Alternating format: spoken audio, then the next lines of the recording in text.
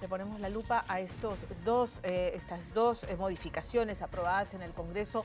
En el segundo caso ya se va al Ejecutivo, para que el presidente Balcázar la refrende o la observe. Y aún con su observación, pues sabemos que el Congreso puede igual aprobarla por insistencia. Luis Gutiérrez es abogado penalista y nos acompaña esta tarde. ¿Cómo está, doctor? Buenas tardes, Pamela, mucho gusto. Ya habíamos conversado sobre el tema de esto de que los militares que cometan algún ilícito en el ejercicio de sus funciones vayan a ser juzgados exclusivamente en el fuero militar policial. A mí me genera el temor, y ya lo he dicho públicamente, de que esto pueda generar impunidad por un malentendido espíritu de cuerpo. Pero además tenemos el antecedente de que todos los militares que fueron procesados en el fuero privativo militar por delitos cometidos durante la lucha contra el terrorismo, son juicios que tuvieron que volverse a hacer, ¿no es cierto? ¿Sabes qué es lo que pasa, Pamela? Definitivamente, si tú le preguntas a quién esté a favor de esta autógrafa, te va a decir de que la finalidad es luchar contra el policía, contra el militar, que apoyan organizaciones criminales, a bandas criminales. Y efectivamente, podríamos entender que esa finalidad es legítima. Pero ¿qué pasa con lo demás? Porque automáticamente... Claro, usted se refiere al policía corrupto, al militar. Exacto. Que se colude con organizaciones narcotraficantes, criminales, en fin. Definitivamente, y ni siquiera solamente narcotraficantes, porque también tienes policías procesados en la vía ordinaria que forman parte de organizaciones criminales, claro, que forman parte de policías que están inmersos en narcotráfico, que están en la vía ordinaria. A lo que yo voy, Pamela, so pretexto de sancionar a estos efectivos policiales que, aprovechando su cargo o función en actividad militar o policial, es decir, en un acto de función, que sería un delito de función, recordemos el artículo 173 de la Constitución Política del Perú, fuero militar policial, solamente delito de función, pero so pretexto de agravar las sanciones de esta conducta, decir ahora que tengan de 20 a 30 años, pero si resultado de esa colaboración o prestar apoyo de cualquier manera abiertamente dice la norma, inclusive estamos hablando de cadena perpetua. Esa es la primera parte, Pamela. Pero ¿qué pasa con lo demás? Te explico. Resulta... A mí me preocupan los casos en los que hay víctimas mortales. Exacto. Y tenemos en la historia, porque ya la segunda ley que habla sobre los temas de delitos de lesa humanidad, porque la interpretación en el Congreso de la República en el proyecto de Fernando Rospigliosi es: lesa humanidad se aplica desde el momento en que entra en vigencia por su promulgación en el Estatuto de Roma. Entonces todos los delitos cometidos de esa fecha para atrás, Cantuta, Cayara, Ajomarca, no sé, no podrían estar procesados. O sea, pero, como tú has visto, o sea, hasta la ley Soto la han inaplicado porque tenemos que hacer un control de convencionalidad y constitucionalidad. Eso es lo que he escuchado que ha dicho el doctor San Martín. Definitivamente. El juez puede decidir no aplicar, que se vaya el caso al fuero privativo. Totalmente es válido. Recordemos el caso de la Cantuta, recordemos el caso de Durán Ugarte. Y te explico por qué. Porque no solamente estamos para tutelar el derecho de los imputados, sino también para tutelar el derecho de las víctimas. Y resulta que ahora esta modificatoria, porque te hablaba de una segunda parte, dice que a pedido de parte, o sea, el abogado del militar o del policía, o del juez militar policial, ¿qué hace? Le pide al juez ordinario, y el juez ordinario tendría 30 días hábiles para archivar definitivamente el proceso en la vía ordinaria. ¿Me entiendes? Pero te doy un dato más. Resulta que ese archivo es sin previa audiencia y tampoco no lo puedes impugnar. O sea, hay una afectación grave a la víctima. Ahora, ¿por qué? Porque generalmente en el proceso ordinario tú has visto de que yo soy víctima, tengo derecho a que el juez me escuche, inclusive ese archivo lo puedo apelar, pero acá resulta que me están diciendo que no porque es inimpugnable. Entonces automáticamente ya me estás excluyendo la reparación civil. ¿Te estás dando cuenta? Ese es un punto muy peligroso. Ahora, un tema adicional también que es importante resaltar respecto a lo que te acabo de decir, ¿qué pasaría si el juez ordinario, por ejemplo, dice: a mí no me parece que es un delito de función? Porque también puede ser. El fiscal dice: no es un delito de función. Entonces, ¿quién tiene que resolver esta contienda de competencia que se va a generar? La Corte Suprema, dice la ley. Pero acá hay un problema. El Tribunal Constitucional ya había establecido que ante la duda, si se trata de un delito de función, que debe ser conocimiento del fuero militar policial, o si es un delito ordinario, el Tribunal Constitucional decía se debe preferir la vía ordinaria.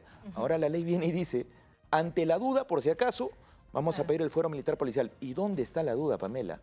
La pregunta es, hablas de delitos de lesa humanidad, hablamos de homicidios, podemos hablar de organizaciones criminales, que son bienes jurídicos totalmente diferentes a los delitos de función. Los delitos de función tienen 4 criterios bien claros: existencia, organización, operatividad y funciones de las Fuerzas Armadas o de la Policía Nacional. Ahora, yo te pregunto, ¿qué tiene que ver la vida, ¿ya?, con eso? Tendríamos que relacionar la vida con alguno de estos 4 criterios para que pueda pasar al fuero militar policial. En el caso de organizaciones criminales, ¿para qué se da ese delito? ¿Para proteger a quién? A la seguridad y tranquilidad pública.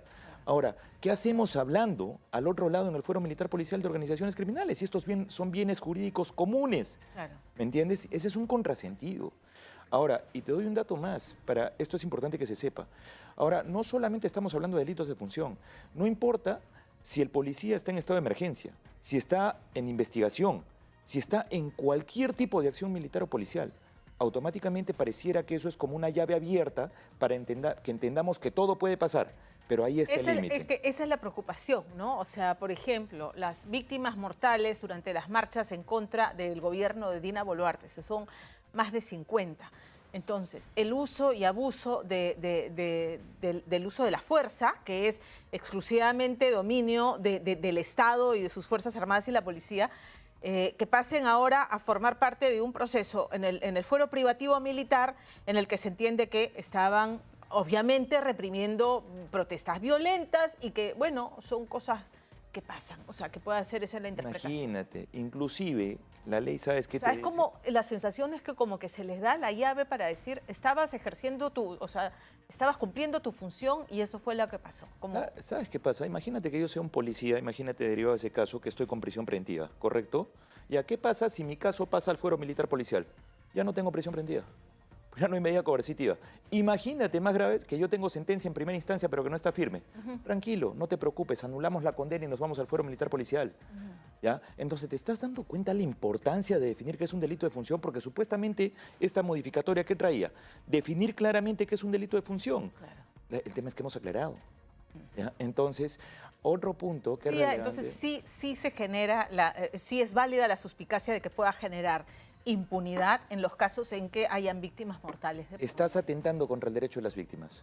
Estás dejando de tomar en cuenta quién va a definir que es un delito de función que afecte los bienes jurídicos institucionales, que son distintos a los bienes jurídicos comunes, ante una contienda de competencia. O sea, ya no va a haber libertad del juez en decir que es un delito de función o no, porque resulta que ante la duda, ahora todo se tiene que ir al fuero militar policial.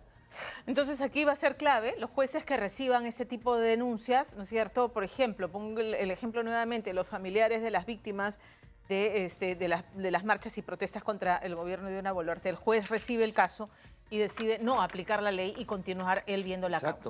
Okay. Ahora, y es peligroso. Confiar en que van a haber jueces es peligroso porque mira lo que está anunciando también la presidenta del Poder Judicial. O sea, quieren agravar las penas para el prevaricato. ¿Cuál es el mensaje? O sea, te estoy cerrando con una ley para que no tengas la posibilidad... Te resistes a aceptar esta modificación que ha aprobado el Congreso, estás prevaricando. Pero claro, o sea, ese es un mensaje, ¿no? Pero ahora todos los jueces conocen que cómo ellos interpreten la ley y su opinión no es materia ni siquiera de administrativa. Porque ¿qué tendríamos que hablar? De un principio de independencia judicial donde el juez solamente está sometido a ¿qué? A la Constitución encima, acá a las convenciones internacionales y finalmente a la ley.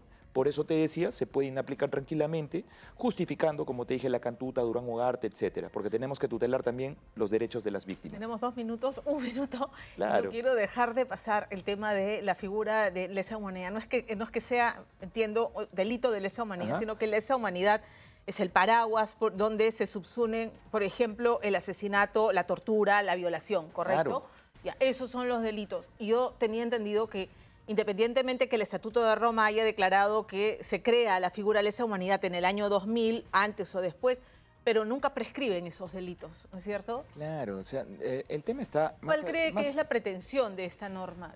Más allá que prescribas, por eso yo te hacía mención al caso de la Cantuta, la Corte Interamericana ya dijo, o sea, ¿qué es finalmente un delito de lesa humanidad? Es un homicidio que va contra un conjunto de población ciudadana, no es un solo homicidio. No, claro. Entonces, el bien jurídico no es de la función policial, no es de la función militar. ¿De dónde es? Es un bien jurídico común. Consecuentemente, ¿quién lo tiene que ver? La justicia ordinaria. Ese es un primer punto. Pero antes que se me vaya la idea, porque esto es importante que se sepa, Pamela, esta nueva ley, esta nueva autógrafa, que todavía no es ley, porque no se ha promulgado, entonces, ¿qué nos trae? Cadena perpetua, no importa si el policía es autor, es cómplice, es autor mediato, coautor, porque finalmente tú entiendes que uno responde por el hecho propio. ¿No? Claro, a todos les estás dando cadena perpetua. ¿Y la responsabilidad por el hecho propio? Claro. ¿Y dónde queda el principio de culpabilidad?